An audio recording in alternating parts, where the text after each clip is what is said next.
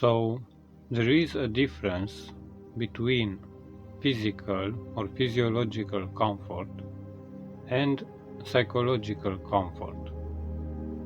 With the help of science and technology, we were able to solve some of the physical problems and bring more comfort in our lives physically. And for this, we used our time-based strategic thinking.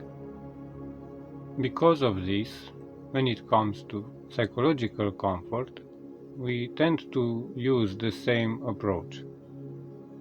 But this doesn't really work, because if we want peace of mind or happiness, let's say, this is not an object to be obtained, right? But we make this confusion, let's say, where we see this peace or happiness to be a conceptual object somewhere in the future, and we engage this strategic thinking to get it.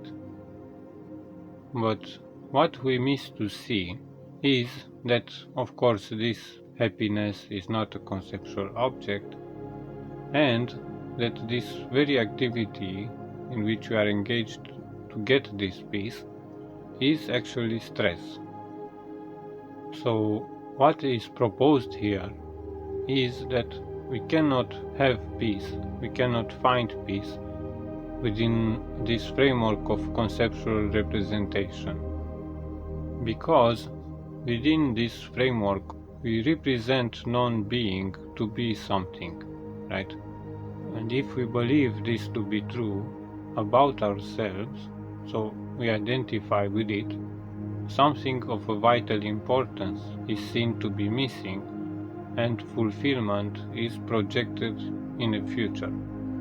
And of course we have this strategic thinking in time to help us get there. But the main point is that we cannot use this framework, which is based on a false premise, right, that non-being really is something.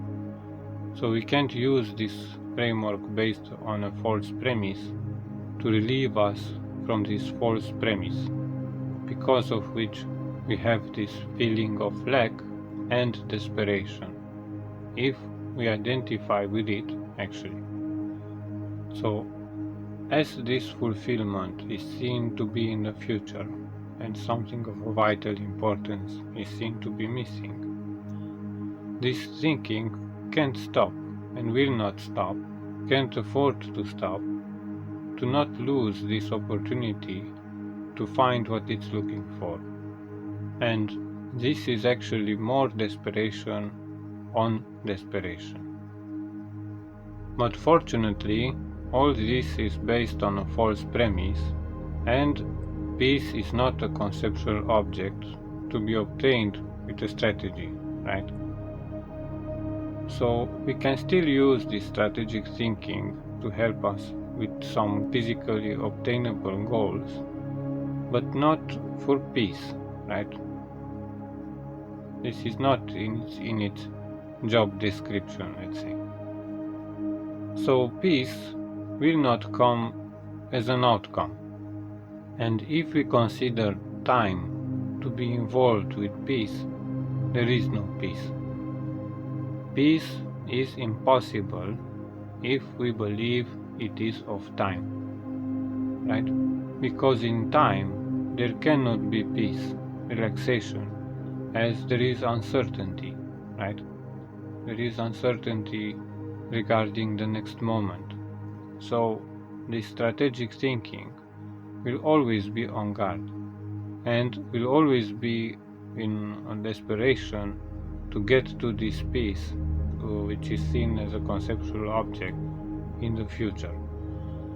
So we can't use this tool, this framework, this strategic thinking to bring peace and fulfillment. So the main point is to not use this framework, which is based on a false premise, to not rely on it to relieve us from this false premise again. So when it is seen that this lack or this non-beingness can only be represented within this conceptual framework, and when it is seen that peace is not a conceptual object, then real peace is revealed. Real peace is revealed. Okay, thank you.